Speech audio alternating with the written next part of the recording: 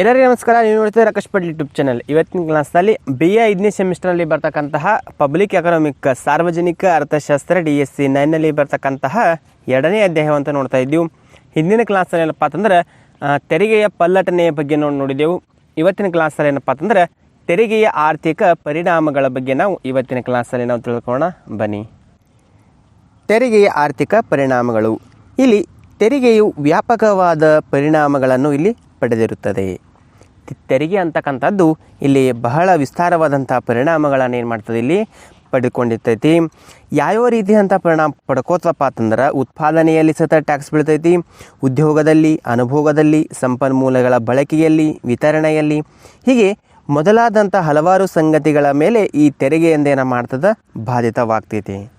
ಹಿಂಗೆ ತೆರಿಗೆಯ ಪರಿಣಾಮಗಳನ್ನು ವಿಶಾಲವಾಗಿ ಏನಪ್ಪ ಅಂತಂದ್ರೆ 2 ಭಾಗಗಳಾಗಿ ನಾವು ಏನು ಮಾಡಬೇಕು, ಇಲ್ಲಿ ವಿಂಗಡಣೆ ಮಾಡಿದ್ದೇವೆ. ಅದರಲ್ಲಿ ಏನಪ್ಪ ಅಂತಂದ್ರೆ ಮೊದಲನೇ ಭಾಗವಾದಂಥದ್ದು ಉತ್ಪಾದನೆಯ ಮೇಲೆ ತೆರಿಗೆಯ ಪರಿಣಾಮಗಳು. ಉತ್ಪಾದನೆಯ ಮೇಲೆ ತೆರಿಗೆಯ ಪರಿಣಾಮಗಳು ಅಂತಕ್ಕಂಥ ಮೊದಲನೆಯ ಪರಿಣಾಮ. ಎರಡನೆಯ ಪರಿಣಾಮವಾದಂಥದ್ದು ವಿತರಣೆಯ ಮೇಲೆ ತೆರಿಗೆಯ ಪರಿಣಾಮ ಅಂತಕ್ಕಂಥ ಎರಡನೆಯದಾಗಿ. ಇನ್ನು ಮೊದಲನೇದಾಗಿ ನೋಡ್ಕೋಣ ಉತ್ಪಾದನೆಯ ಮೇಲೆ ತೆರಿಗೆಯ ಪರಿಣಾಮಗಳು ಅಂತಕ್ಕಂಥದ್ದು.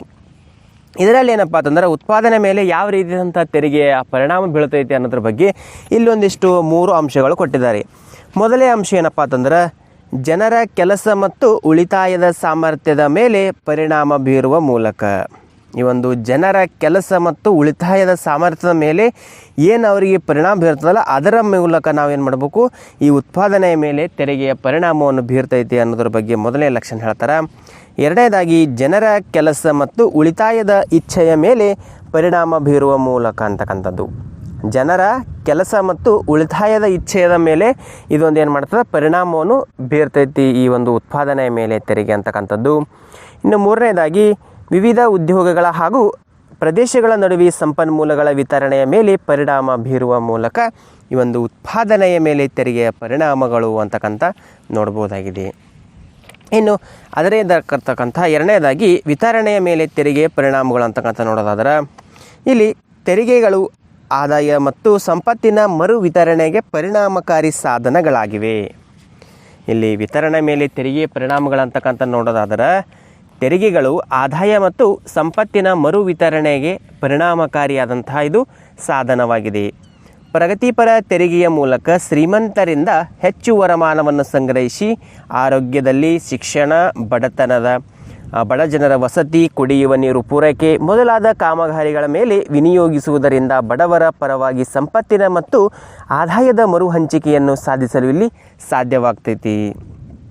ಇಲ್ಲಿ ಪ್ರಗತಿಪರವಾದಂತಹ ತೆರಿಗೆಯ ಮೂಲಕ ಅಂದ್ರೆ ಈ ಶ್ರೀಮಂತರಿಗೆ ಏನಪ್ಪ ಅಂತಂದ್ರೆ ಹೆಚ್ಚಿನ ರೀತಿಯಾದಂಥ ವರಮಾನದ ಮೂಲಕ ಅವ್ರ ಕಡೆಯಿಂದ ಏನಪ್ಪ ಅಂತಂದ್ರೆ ನಾವು ತೆರಿಗೆಯನ್ನು ಸಂಗ್ರಹಣ ಮಾಡಿಕೊಂಡು ಇಲ್ಲಿ ಆರೋಗ್ಯದಲ್ಲಿ ಆಗಿರ್ಬೋದು, ಶಿಕ್ಷಣದಲ್ಲಿ ಆಗಿರ್ಬೋದು, ಬಡ ಜನರ ವಸತಿಯಲ್ಲಾಗಿರ್ಬೋದು, ಕುಡಿಯುವ ನೀರಿನ ಪೂರೈಕೆಯಲ್ಲಾಗಿರ್ಬೋದು, ಹೀಗೆ ಹಲವಾರು ಸಾರ್ವಜನಿಕ ಕಾಮಗಾರಿಗಳ ಮೇಲೆ ನಾವು ವಿನಿಯೋಗ ಮಾಡುವುದರ ಮೂಲಕ ಇಲ್ಲಿರ್ತಕ್ಕಂತಹ ಬಡವರ ಪರವಾಗಿ ಸಂಪತ್ತಿನ ಮತ್ತು ಆದಾಯ ಮತ್ತು ಮರು ಹಂಚಿಕೆ ಸಾಧಿಸಲು ಇದು ಒಂದು ಸಾಧ್ಯವಾಗ್ತೈತಿ ಈ ಒಂದು ತೆರಿಗೆ ಪರಿಣಾಮದಲ್ಲಿ. ಅದರಂತೆಯೇ ಸುಖಿ ವಿಲಾಸದ ಮತ್ತು ಶ್ರೀಮಂತರು ಹೆಚ್ಚಾಗಿ ಅನುಭೋಗಿಸುವ ಸರಕುಗಳ ಮೇಲೆ ಹೆಚ್ಚಿನ ತೆರಿಗೆಯನ್ನು, ಕನಿಷ್ಠ ಅವಶ್ಯಕ ಸರಕುಗಳ ಮೇಲೆ ಕಡಿಮೆ ತೆರಿಗೆಯನ್ನು ಹೇರುವ ಮೂಲಕ ಸಂಪನ್ಮೂಲಗಳನ್ನು ಬಡವರ ಪರವಾಗಿ ಮರು ವಿತರಣೆ ಮಾಡಬಹುದು.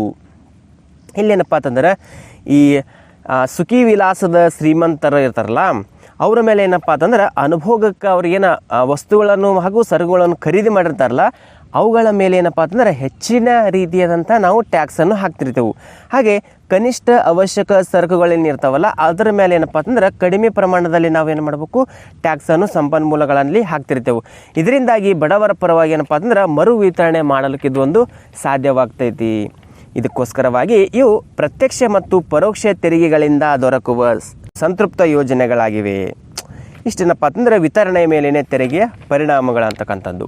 ಇನ್ನು ಮೂರನೇದಾಗಿ ಪರಿಣಾಮ ನೋಡೋದಾದ್ರೆ ಅನುಭೋಗದ ಮೇಲೆ ತೆರಿಗೆಯ ಪರಿಣಾಮ. ಇಲ್ಲಿ ಯಾವ ರೀತಿಯಾದಂಥ ಅನುಭೋಗದ ಮೇಲೆ ತೆರಿಗೆಯ ಪರಿಣಾಮ ಬೀರ್ತದಪ್ಪ ಅಂತಂದ್ರೆ ತೆರಿಗೆಯ ಕಡ್ಡಾಯ ಪಾವತಿಯಾಗಿರುವುದರಿಂದ ಜನರು ಸರ್ಕಾರಕ್ಕೆ ತೆರಿಗೆಯನ್ನು ಪಾವತಿಸಲೇಬೇಕಾಗಿರ್ತೈತಿ. ಈ ಕಡ್ಡಾಯ ತೆರಿಗೆಯಪ್ಪ ಅಂತಂದ್ರೆ ಜನರು ಸರ್ಕಾರಕ್ಕೆ ಏನು ಮಾಡಬೇಕು, ತೆರಿಗೆಯನ್ನು ಪಾವತಿಸಲೇಬೇಕಾಗ್ತಿರ್ತೈತಿ. ಹೀಗಾಗಿ ತೆರಿಗೆ ಪಾವತಿಯೊಡನೆ ಹಣ ಅಂದ್ರೆ ಕೊಳ್ಳುವ ಶಕ್ತಿಯ ಜನರಿಂದ ಸರ್ಕಾರಕ್ಕೆ ವರ್ಗಾವಣೆಗೊಳ್ಳುತ್ತದೆ.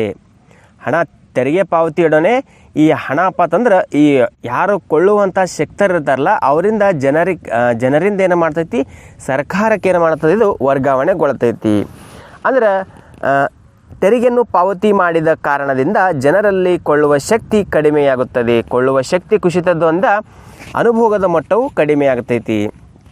ಇಲ್ಲಿ ತೆರಿಗೆಯನ್ನು ಪಾವತಿ ಮಾಡಿದ ಕಾರಣದಿಂದಾಗಿ ನಾವು ಟ್ಯಾಕ್ಸ್ ತುಂಬ್ಕೋತಾ ಹೋದಂತೆ ಏನು ಮಾಡ್ತದೆ, ಈ ಜನರಲ್ಲಿ ಏನಪ್ಪ ಅಂತಂದ್ರೆ ಕೊಂಡುಕೊಳ್ಳುವ ಶಕ್ತಿ ಏನಾಗ್ತದೆ, ಕಡಿಮೆ ಆಗ್ತೈತಿ. ಹೀಗಾಗಿ ಕೊಂಡುಕೊಳ್ಳುವ ಶಕ್ತಿಯನ್ನು ಕಡಿಮೆ ಆದ್ರಿಂದ ಈ ಅನುಭೋಗದ ಮಟ್ಟವು ಏನು ಮಾಡ್ತದೆ, ಇಲ್ಲಿ ಮತ್ತಷ್ಟು ತೀವ್ರ ಕುಸಿತಕ್ಕೆ ಉಂಟಾಗ್ತೈತಿ. ಹೀಗಾಗಿ ತೆರಿಗೆಯು ಅನುಭೋಗದ ಮಟ್ಟದಿಂದ ಕಡಿಮೆ ಮಾಡುವ ಪರಿಣಾಮವನ್ನು ಹೊಂದಿರುವುದಾದರೂ ಸಹ ಆದುದರಿಂದ ಅಧಿಕ ಆದಾಯ ವರ್ಗಗಳ ಜನರಿಗೆ ಹೆಚ್ಚಿನ ತೊಂದರೆಗಳಾಗುವುದಿಲ್ಲ. ಯಾಕಪ್ಪ ಅಂತಂದ್ರೆ ತೆರಿಗೆಯನ್ನು ಪಾವತಿಸಿದ ನಂತರ ಅವರಲ್ಲಿ ಸಾಕಷ್ಟು ಪ್ರಮಾಣದ ಹಣವು ಏನು ಮಾಡ್ತದೆ, ಉಳಿತಿರ್ತೈತಿ. ಆದರೆ ತೆರಿಗೆಯ ಕೆಳವರ್ಗದ ಆದಾಯದ ಜನರ ಅನುಭೋಗವನ್ನು ಕುಂದಿಸಲು ಇದರ ಮೂಲಕ ಅವರ ಜೀವನ ಮಟ್ಟವನ್ನು ಏನು ಮಾಡಬೇಕು, ಇದು ಕಡಿಮೆ ಮಾಡುತ್ತದೆ ಅನ್ನೋದ್ರ ಬಗ್ಗೆ ಈ ಒಂದು ಅನುಭೋಗದ ಮೇಲೆ ತೆರಿಗೆಯ ಪರಿಣಾಮದಲ್ಲಿ ಹೇಳಬಹುದಾಗಿದೆ. ಇನ್ನು ಕೊನೆಯದಾಗಿ ತೆರಿಗೆಯ ಇತರ ಪರಿಣಾಮಗಳು. ಇಲ್ಲಿ ತೆರಿಗೆ ಇತರ ಪರಿಣಾಮಗಳಲ್ಲಿ ಇಲ್ಲಿ 2 ಅಂಶಗಳನ್ನು ಒಳಗೊಂಡಿದೆ. ಮೊದಲನೇದಾಗಿ ಉದ್ಯೋಗದ ಮೇಲೆ ತೆರಿಗೆಯ ಪರಿಣಾಮ. ಈ ಉದ್ಯೋಗದ ಮೇಲೆ ಯಾವ ರೀತಿಯಾದಂಥ ತೆರಿಗೆ ಪ್ರಮಾಣ ಬೀಳ್ತದಪ್ಪ ಅಂತಂದ್ರೆ ತೆರಿಗೆಯು ಉದ್ಯೋಗದ ಮೇಲೆ ದುಷ್ಪರಿಣಾಮಗಳನ್ನು ಬೀರುತ್ತದೆ ಎಂಬ ವಾದವಿದೆ.